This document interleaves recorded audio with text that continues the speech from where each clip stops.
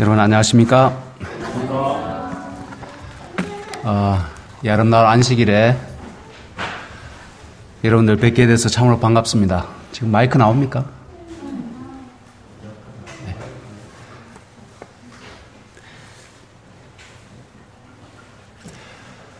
또 우리 천안교회에서 오신 우리 집사님 다시 한번 환영합니다. 네. 뭐 교회도 그렇습니다만은 또 새로운 손님들이 오시고 하면 참 이렇게 교회 분위기가 좋은 것 같아요. 그렇죠? 또 새 신자들이 있으면 또 교회가 더 큰 활력을 얻게 됩니다.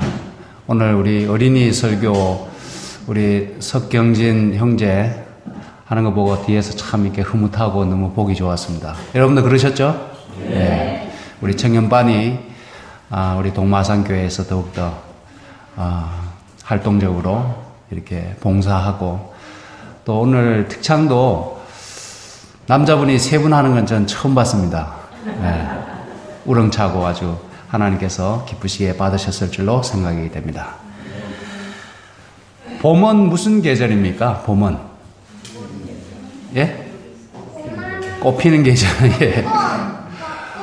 봄은 희망의 계절. 맞습니까? 예, 희망의 계절인 것 같아요. 만물이 약동하고 온갖 꽃들이 피어나고 또 풀과 나무들은 새싹을 틔우고 참 너무에게 좋은 계절인 것 같습니다. 오게티라고 한다고 하면 미세먼지만 없으면 참 딱인데요. 이거 뭐 중국을 딴 데로 가라고 할 수도 없고 이게 참 숙명인 것 같은데요. 그러나 또 우리가 안 좋은 거 또 부정적인 것보다는 좋은 거, 긍정적인 거, 아름다운 거에 우리가 관심을 두고 그렇게 사신다고 하면 더 행복할 것 같습니다. 이 세상에 돌아가는 형편을 이렇게 보면 그렇게 썩 희망적이지는 않는 것 같아요. 제가 팔룡산에 한 주일에 2번, 많이 가면 3번 올라가는데 거기서 어떤 아저씨를 만났는데 참 경제가 너무 어렵다고 하면서 한탄을 하시더라고요. 그래서 아파트를 팔려고 이제 부동산을 찾아갔더니 뭐 얼마에 내놓을 거냐고 이렇게 물어보지도 않고 웬만하면 그냥 사시라고 이렇게 얘기하더래요. 거래 자체가 안 된다고 하면서 그런 얘기를 하면서 경제가 참 어렵다는 얘기를 제가 들었습니다. 그래서 이 세상에 지금 뭐 미국의 보호무역주의로 회귀하면서 전 세계가 경제적으로 어려움을 당하고요.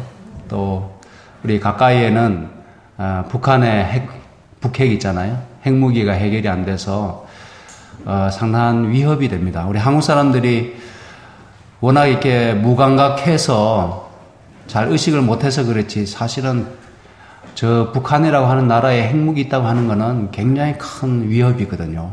예, 엄청난 위협입니다. 우리가 그 어느 때보다 기도를 열심히 해야 될 때라고 생각이 됩니다. 그래서 다니엘이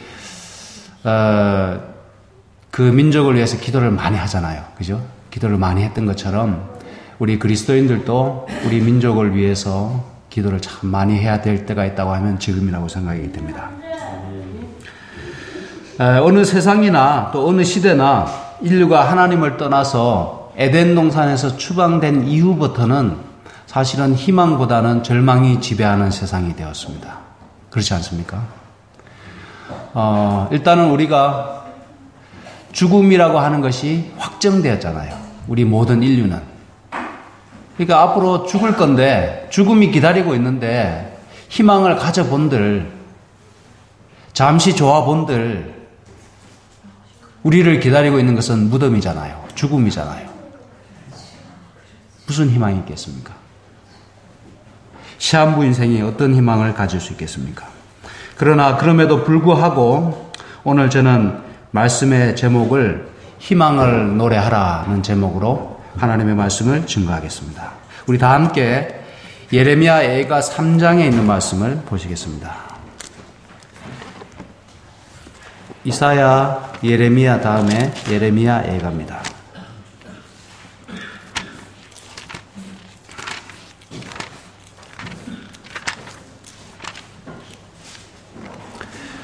예레미야 예가 3장 18절부터 22절에 있는 말씀입니다.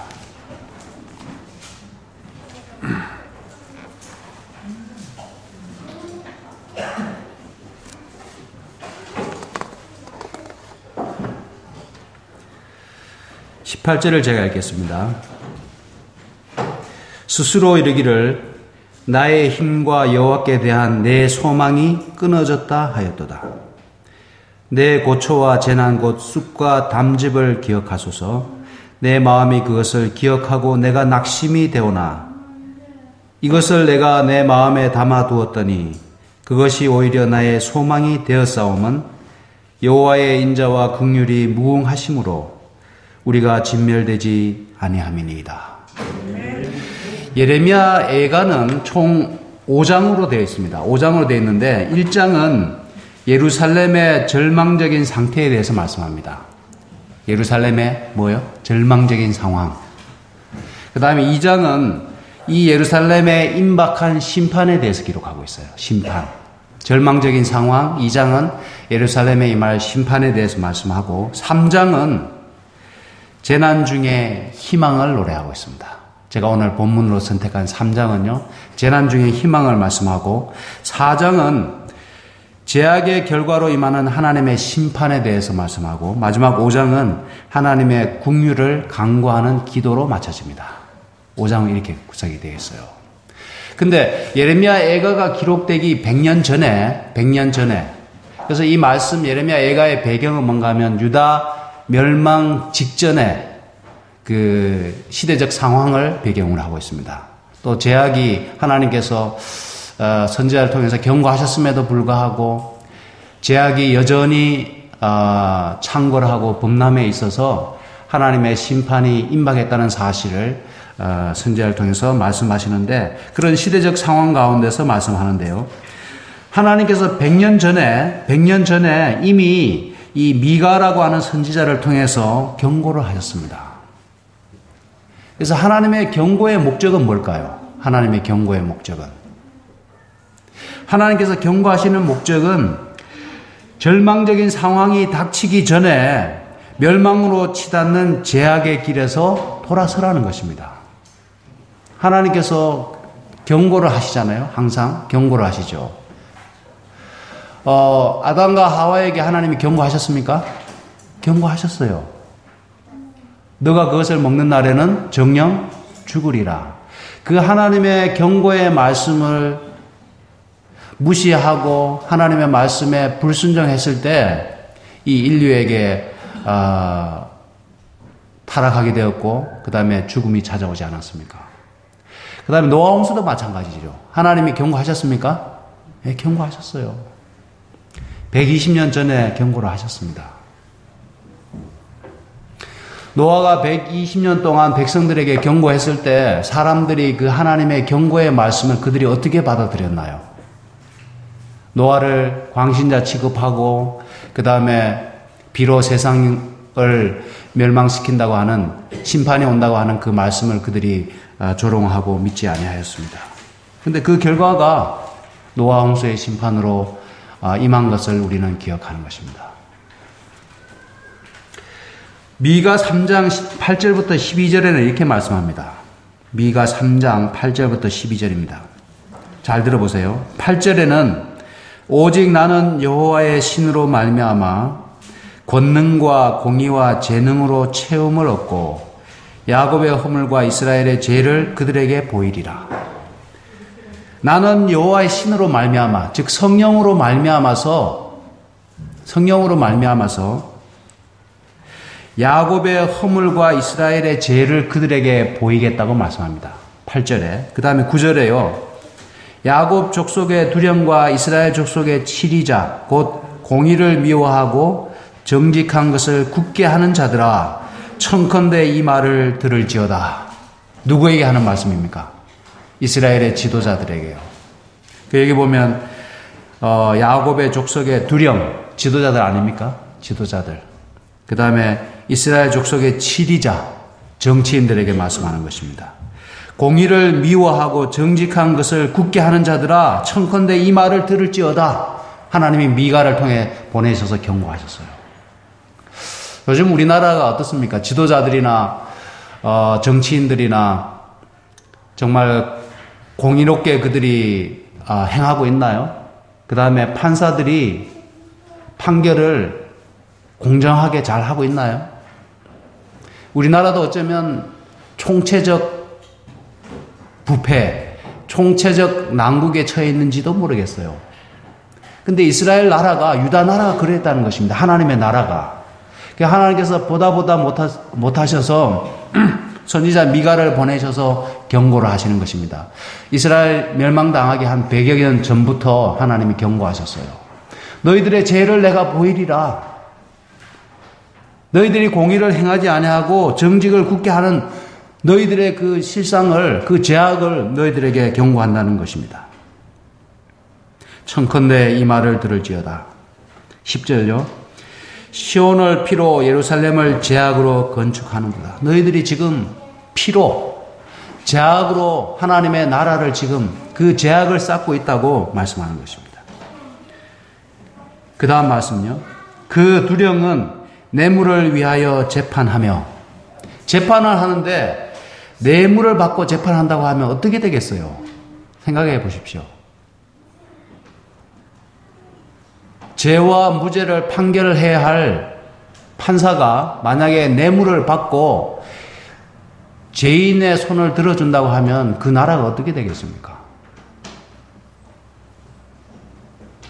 하나님의 나라가 그러했다는 것입니다. 두령은 뇌물을 위하여 재판하며, 또 더 나아가서 제사장은 삭슬 위하여 교훈하며, 목사들이 돈 때문에 설교하는 것입니다. 돈. 그러면 예를 들어서 부흥회 같은 데 가서 그 목사가 부흥 목사한테, 부흥 설교하는 그 목사한테 돈을 얼마나 줄까요?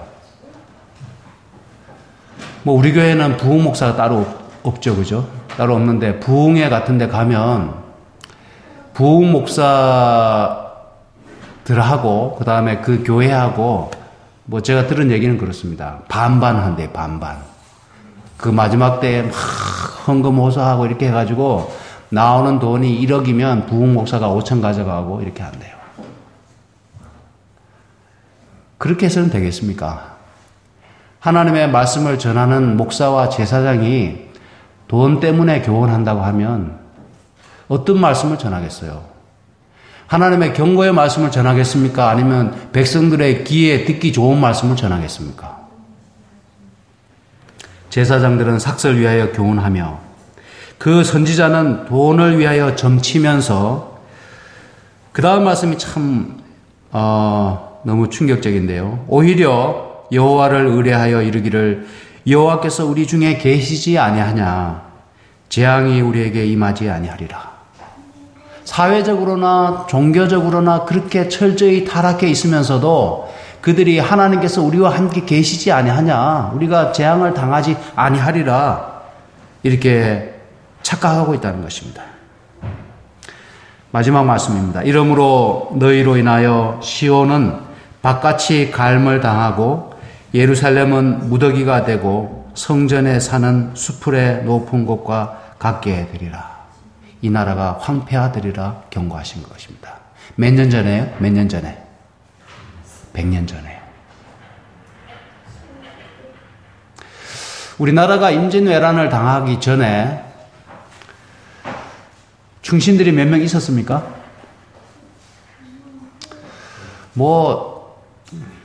왜구를 조심해야 된다고, 그 다음에 병력을 확보하고, 그 다음에 대비해야 된다고 이렇게 간언을 올린 충신들이 있었어요. 근데 선조왕이 들었습니까? 안 들었죠. 그래서 하나님께서 미리 경고하시는 것은 하나님의 백성을 사랑하기 때문에 그래요. 우리 재림교회가 처음으로 법적으로 조직된 교회가 1861년에 생겨난 파크빌 교회라는 게 있습니다. 파크빌 처치가 있는데요. 그 파크빌 처치는 우리 교회가 본 교단이 조직된 것은 63년이거든요. 1863년. 근데 61년에 조직이 됐어요. 근데 그전에는 이제 재림 운동으로 우리가 왔기 때문에, 태동이 되었기 때문에 이 순수한 이 운동으로 가자, 무브먼트로 가자 이렇게 해가지고 조직을 하지 말고 교회 이름도 정하지 말고 그냥 이 운동으로, 재림 운동으로 계속 이어가자 이런 주장이 있었기 때문에 많은 신자들이 생겨나고 그 다음에 많은 어떤 다른 교파에서 나온 사람들이 합류했음에도 불구하고 조직을 하지 않았어요. 그러다 보니까 너무 많은 사람들이 이제 이렇게 합류하다 보니까 조직의 필요성이 대두된 겁니다. 이 조직을 해야 되겠다. 그래야 우리의 사명을 감당하고 우리의 기별을 효과적으로 증가할 수 있겠다 해가지고 1860년에 우리 교회의 이름을 정합니다. 우리 교회 이름을 정하고 그 다음에 61년에 그 파크빌 처치가 이렇게 생겨나는데 그 헌당식에 이제 와그너 목사님하고 제임스 화이트하고 엘렌 화이트하고 이제 이렇게 이분들이 등단을 하셔서 와그너 목사님이 설교하시고 제임스 화이트이 기도하시고 그 다음에 화이트 부인 차례가 되어서 화이트 부인이 이제 단에 서셔서 이제 권면의 말씀, 축사의 말씀을 하시고 딱 앉았어요. 의자에 딱 앉았는데 계시에 들어간 겁니다. 계시에 들어가셨어요. 근데 그때 지금 우리 집사님 정도에 앉아있던 그 닥터 브라운이라고 하는 분이 있었는데 이 닥터 브라운이 평소에 이제 화이트 부인을 조롱했던 사람이에요. 내가 엘렌 화이트이 계시에 들어가면 내가 깨워낼 수 있다. 내가 의사다. 계시에 들어가면 내가 이제 그 계시에서 끄집어낼 수 있다고 이렇게 조롱을 했어요. 그래서 제임스 화이트이 지금 엘렌 화이트이 계시에 들어갔으니까 당신이 의사고 그렇게 주장을 했으니까 한번 테스트 해보라고 이렇게 불렀습니다. 그래서 닥터 브라운이 와가지고 화이트 부인을 보니까 눈동자는 하늘을 향해서 뜬 채로 멈춰져 있는 거예요. 그래서 날카로운 거 가지고 눈을 찌르는 신용을 하니까 우리가 보통 반사신경이 있어가지고 어떻게 됩니까? 깜짝거리잖아요. 근데 눈에 미동이 없어요. 그 다음에 숨을 쉬어야 되는데 촛불을 갖다 대도 흔들리지가 않아요. 콧김이 나오질 않아요. 생각해 보세요. 숨 쉬지도 않고 눈도 깜짝거리지 않고 지금 한 30분, 1시간을 딱 하늘을 쳐다보면서 그때 계시에 들어갈 때는 이제 홀리 거룩 하면서 이제 딱 계시 들어가거든요. 그래서 닥터 브라운이 너무 당황해가지고 막 이제 문으로 나가려고 하니까 사람들이 불러 세웠어요.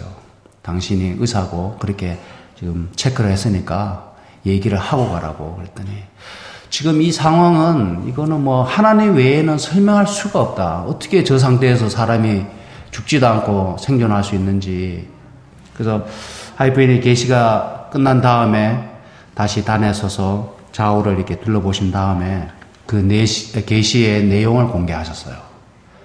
공개하셨는데 어떤 말씀을 하시는가 하면 그때가 1861년입니다. 1월입니다. 이 나라가 유사이래로 없던 큰 전쟁이 있어서 많은 피를 흘릴 것이다. 이 나라가 찢어질 것이다. 또 젊은이들이 평원에서 양쪽 군대가 마주하고 피비린내 나는 전쟁을 할 것이다. 그렇게 말씀하셨어요. 그리고 그때 이제 전쟁이 나면 이 징집이잖아요. 징집. 뭐 19세 이상인가요? 남자들은 전쟁에 참전해야 돼요. 우리나라도 마찬가지입니다. 전쟁이 나면 이 총 들고 가야 돼요. 군인이 아니더라도. 그래서 여러분의 아들들 중에도 그 전쟁에 참전할 것이고 거기에 전사하는 자들이 있을 것이다. 이렇게 말씀하셨어요. 그런데 3개월 후에 1861년 1월에 그걸 보셨는데 1861년 4월에 남북전쟁이 터졌어요. 남북전쟁이. 여러분들 남북전쟁이 얼마나 피비린내 나는 싸움이었는가 하면 60만 명이 전사했어요. 60만 명이. 그 다음에 그때는 전쟁할 때 우리나라는 뭐 은폐가 있잖아요. 이렇게 숨어가지고 바닥에 막 포복하면서 숨어서 총 쏘고 이렇게 하는데 거기는 산이 없기 때문에 대평원에 뭐 숨을 데도 없어요. 그러다 보니까 어떻게 전쟁하는가. 남북 전쟁을 그린 영화들 이렇게 보면 그냥 서가지고 총을 있잖아요. 긴 총을, 칼이 꽂혀있는 긴 총을 들고 서서 상대편을 향해서 총을 쏘고 앞에 사람이 쓰러지면 뒤에 사람이 또 총을 지소서 이렇게 쏘고 이렇게 하는 겁니다. 근데 왜 그렇게 미련하게 전쟁했는지 모르겠어요. 그러다 보니까 전사자가 많이 생겨났죠. 그래서 하나님께서 3개월 전에 그 말씀을 하나님의 백성들에게 하셨어요. 그 전에 이제 하윗부인이 마녀다, 그 다음에 하윗부인이 광신자다, 하윗부인이 사기꾼이다, 막 그렇게 해가지고 교회 안에 불신이 있었는데 그 일 이후에 하나님께서 하나님의 백성들에게 큰 일이 일어나기 전에 미리 경고하신다, 미리 말씀하신다는 사실을 깨닫고 그때부터 교회가 하나 되고 더욱더 영적으로 이렇게 무장되게 되었다고 합니다. 믿음이 한 단계 도약되었다 그래요. 그래서 성경에는 하나님의 많은 경고의 말씀들이 있습니다. 이것을 귀담아 들어야 돼요. 하나님의 말씀은 허지로 돌아가는 법이 있어요, 없어요? 없습니다. 우리가 이 바쁜 세상에서 왜 시간을 내서 왜 어려운 경제 살림에 교회에 와서 헌금까지 바치면서 신앙을 합니까? 이유가 있어야 되잖아요. 여기 뭐 강제로 나온 분 계세요? 교회에? 제 얼굴 보고 나오신 분 계십니까? 아니면 우리 정장로님 얼굴 보고 나오신 분 계세요? 우리 다 자원해서 나왔잖아요. 왜 교회에 나오는가? 하나님의 말씀이 진리이기 때문에 그렇습니다. 그분의 말씀이 하나도 허지로 돌아가는 법이 없기 때문에 그렇습니다. 사도 베드로도 이렇게 경고의 말씀을 베드로후서 3장 1절부터 7절의 말씀을 주셨는데요. 잘 들어보세요. 사랑하는 자들아, 내가 이제 이 둘째 편지를 너희에게 쓰노니 이 둘로 너희 진실한 마음을 일깨워 생각하게 하여. 너희의 진실한 마음을 일깨워서 좀 호소한다는 겁니다. 너희들이 좀 마음으로 좀 깨달아라. 곧 거룩한 선지자의 예언한 말씀과 주 되신 구주께서 너희의 사도들로 말미암아 명하신 것을 기억하게 하려 하노라. 하나님께서 예언의 말씀으로 경고하신 그 말씀과 그 다음에 선지자들의 예언의 말씀을 사도들로 말미암아 명하신 것을 너희들이 기억하게 하기 위해서 이 편지를 쓴다는 것입니다. 먼저 이것을 알지니 말세에 기롱하는 자들이 와서 조롱하는 자들이 와서 자기의 정욕을 쫓아 행하며 조롱하여 가로되 주의 강림하신다는 약속이 어디 있느뇨? 조상들이 잔 후로부터 만물이 처음 창조할 때와 같이 그냥 있다 하니. 주의 강림하신다는 약속, 그 약속을 뭐 하는 거예요 지금? 조롱하는 거예요. 뭐 세상이 지금 그대로 있는데, 옛날부터 지금까지 그대로 있는데 무슨 하나님이 오시느냐. 이는 하늘이 옛적부터 있는 것과 땅이 물에서 나와 물로 성립한 것도 하나님의 말씀으로 된 것을 저희가 일부러 잊으려 함이로다. 이로 말미암아 그때 세상은 물의 넘침으로 멸망하였으되. 노아 홍수 얘기하는 것입니다. 노아 홍수 때도 한번 봐라. 하나님이 경고하시지 않았느냐. 그런데 그들이 하나님의 경고를 무시하고 하나님의 말씀에 불순종했을 때 그들의 운명이 어떻게 되었느냐. 그때 세상이 어떻게 되었느냐. 물의 넘침으로 멸망하지 않았느냐. 이번에 우리 천장로님 미국 가신다는 말씀을 제가 들었는데요. 장로님 그랜드 캐년 가보셨습니까? 아, 예, 이번에 한번 가보시면 좋겠네요. 그랜드 캐년, 와, 거기 가보니까요. 이거는 뭐 노아 홍수와 같은 대격변이 없이는 생겨날 수 없는 지형이에요. 그거는. 예. 그냥 뭐 콜로라도 강이 그냥 평상시처럼 흘러갖고는 그 지형이 만들어질 수가 없어요. 우리가 금요일 전에 그거 말씀드렸잖아요. 화석 같은 경우에도 노아 홍수와 같은 대격변이 없이는 갑자기 생명체가 물고기나 뭐 짐승들이 갑자기 피할 사이도 없이 엄청난 그 흙더미 속에 있잖아요. 공기가 차단된 채 매몰되기 전에는 화석이 만들어질 수가 없습니다. 지금 우리나라에 뭐 비 언제 많이 왔습니까? 언제 최근에 많이 온 적 있나요? 그 많이 왔을 때 산사태가 나고 뭐 이렇게 하잖아요. 근데 그 정도 가지고는 화석이 만들어지지 않아요. 그냥 썩어버립니다. 노아 홍수의 증거들은 이 세상에 지금 널려 있습니다. 지층이나 화석이나 이 모든 것들이 노아 홍수를 우리에게 증언하고 있습니다. 그때 세상은 물의 넘침으로 멸망하였으되 이제 하늘과 땅은 그 동일한 말씀으로, 하나님의 그 동일한 말씀으로 불사르기 위하여 간수하신 바 되어 경건치 아니한 사람들의 심판과 멸망의 날까지 보존하여 두신 것이라. 이제 남아있는 부분을 얘기하는 것입니다. 또다시 이 세상이 하나님의 그 동일한 말씀에 의하면 불사르기 위하여 간수하신 바 되어 심판과 멸망의 날까지 그렇게 있을 것이다. 불로 심판당하는 일이 있을 것이다. 악인들에게. 그 하나님의 분명한 경고를 무시하면 어떻게 되겠습니까? 그들의 운명이. 또 노아 홍수 때처럼 그렇게 되는 것입니다. 어제 우리 고명희 집사님하고 제가 예배 마쳐 잠깐 얘기하면서 이상구 박사님이 참 좋은 분이고 정말 뭐 100년에 한 번 나올까 말까 한 뛰어난 분인 것 같아요. 그분의 강의는 참 탁월한 것 같아요. 근데 참 안타까워요.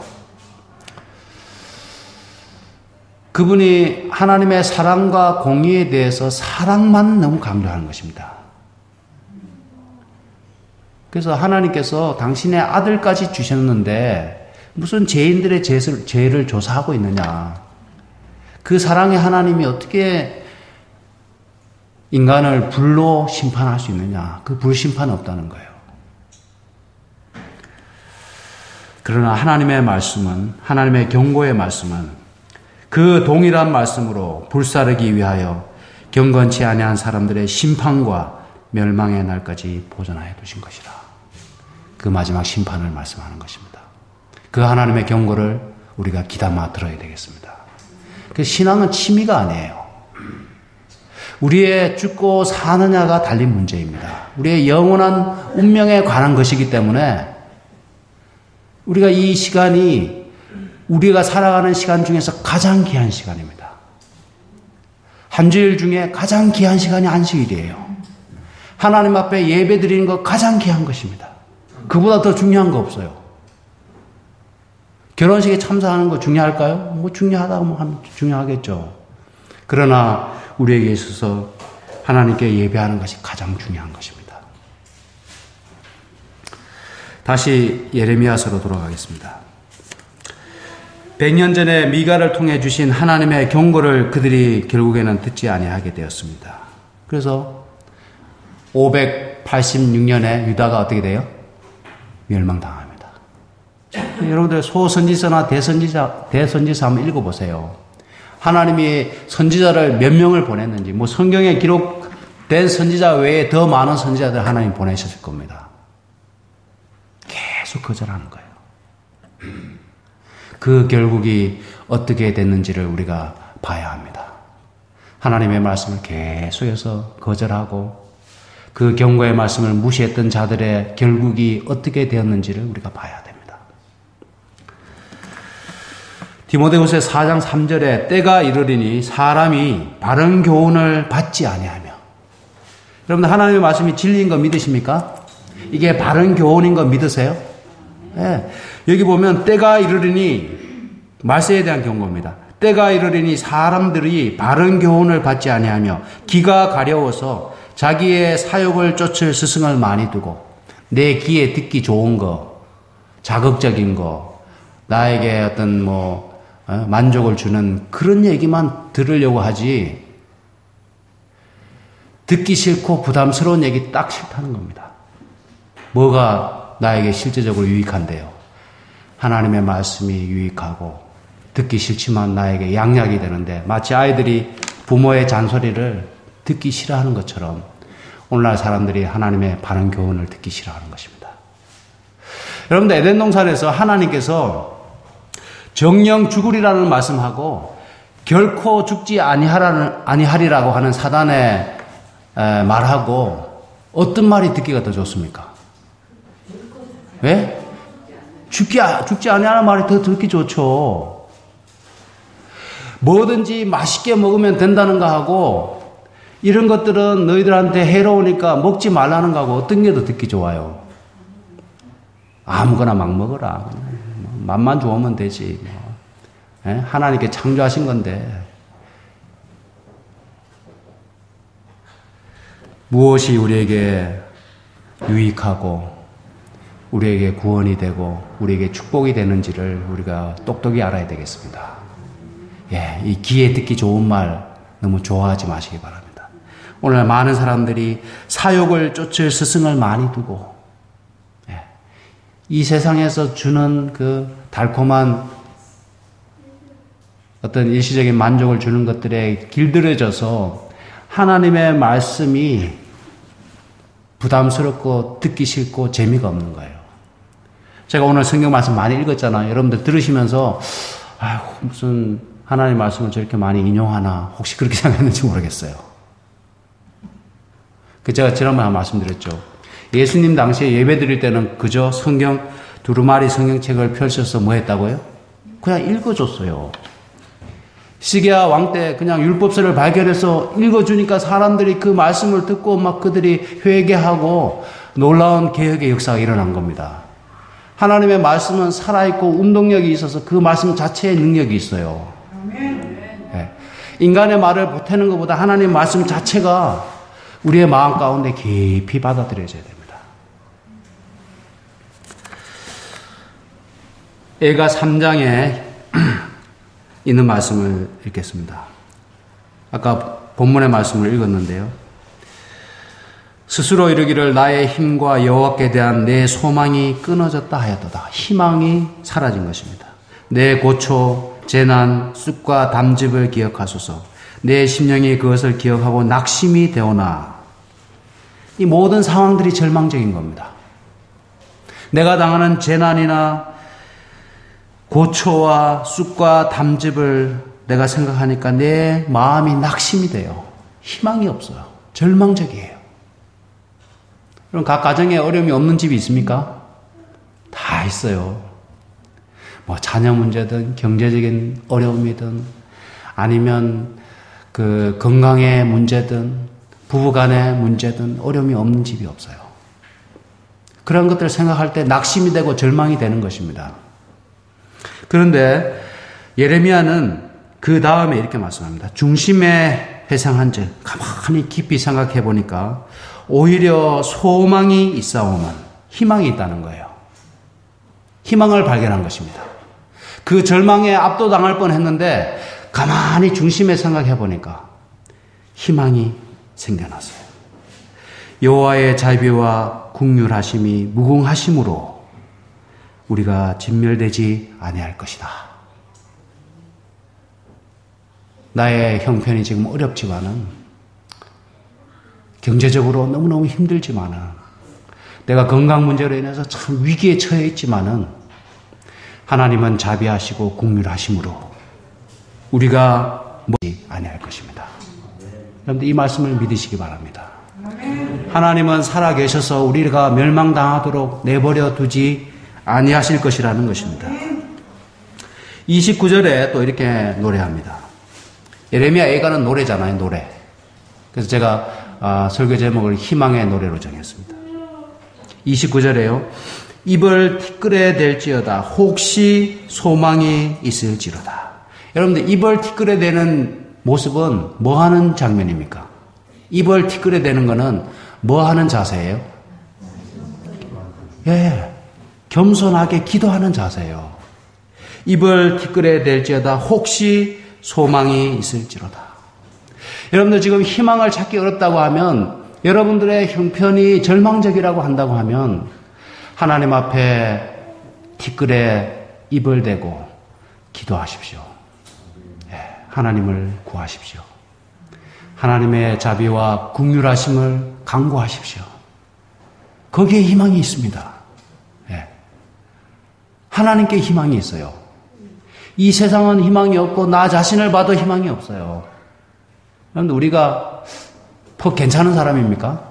내 자신이 참 뭔가 나 자신을 믿으면 기대면 장래가 촉망이 되나요?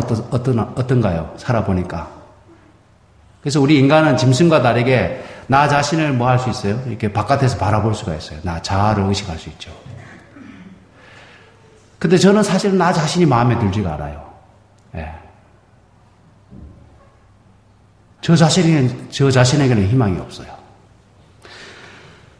그러나 하나님께서 우리의 아버지시고 하나님께서 살아계심으로 여기에 이렇게 계속해서 말씀합니다. 이는 주께서 영원토록 버리지 않으실 것임이며 저가 비록 근심케 하시나 그 풍부한 자비대로 긍휼히 여기실 것임이라. 네. 하나님이 비록 우리로 하여금 잠시 근심케 하시나 그 풍부하신 자비대로 우리를 긍휼히 여기실 것이기 때문에 우리에게 소망이 있다고 노래하는 것입니다.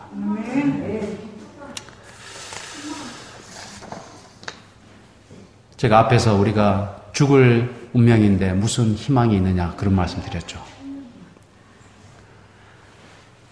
그러나 사망의 권세를 깨뜨리시고 영광스럽게 부활하셔서 우리의 소망이 되신 예수 그리스도께서 우리의 부활의 주가 되시기 때문에 희망이 있습니다.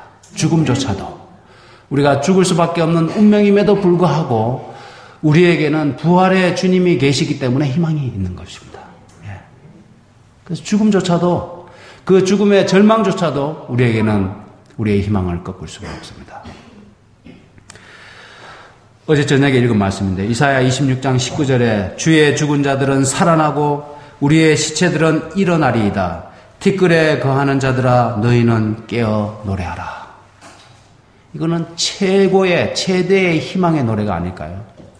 티끌에 자는 자들아 깨어 노래하라. 그 죽음의 권세조차도 깨뜨리고 우리가 부활하게 될 것을 노래하고 있습니다. 주의 이슬은 빛난 이슬이니 땅이 죽은 자를 내어 놓으리로다. 죽음보다 더 심각한 절망과 더 두려운 일은 없는데 그 죽음의 문제조차도 해결되었다고 하면 우리에게는 희망이 있는 것입니다. 네, 우리에게 희망이 있어요. 우리 여기 앞에 앉아 계신 연세 드신 높으신 우리 집사님들 계시지만은 죽음은 뭐에 불과하다고요? 잠에 불과합니다. 성경은 죽음을 잠으로 묘사하고 있잖아요. 그래서 이 책은 희망의 책입니다. 죽을 수밖에 없는 유한한 존재인 인간에게 희망의 메시지를 주는 책이에요. 그래서 이 하나님의 말씀을 우리가 귀하게 여기고 이 책이 뭐 너무 흔하다 보니까 제가 가끔씩 이제 혼자 기도하러 이렇게 올라왔을 때 보면 이 동마산 교회에 웬 성경책이 이렇게 많나, 주인 없는 성경책이 왜 이렇게 많나 이렇게 보게 됩니다. 흔하다고 해서 귀하지 않다는 뜻은 아닙니다. 예, 하나님의 말씀 귀한 생명의 말씀입니다. 그 말씀 속에서 우리가 희망을 발견해야 하는 것입니다. 오늘 우리도 희망을 노래합시다. 죽음의 그림자가 더 이상 우리를 무겁게 짓누르지 못하게 합시다. 우리에게 의의 태양이신 예수님이 계십니다. 무한히 자비롭고 은혜롭고 국민하신 하나님이 계십니다. 영화롭고 찬란한 의의 태양 되신 예수께서 우리의 절망적인 영혼을 비추시기를 원하십니다. 여러분들 어둠이 아무리 짙어도 빛이 비치는 순간 어떻게 됩니까? 그 어둠이 순식간에 사라지잖아요. 그런 것처럼 우리의 어두워진 영혼에 의의 태양이신 예수께서 여러분의 마음을 비추시도록 여러분의 마음을 여시기를 바랍니다.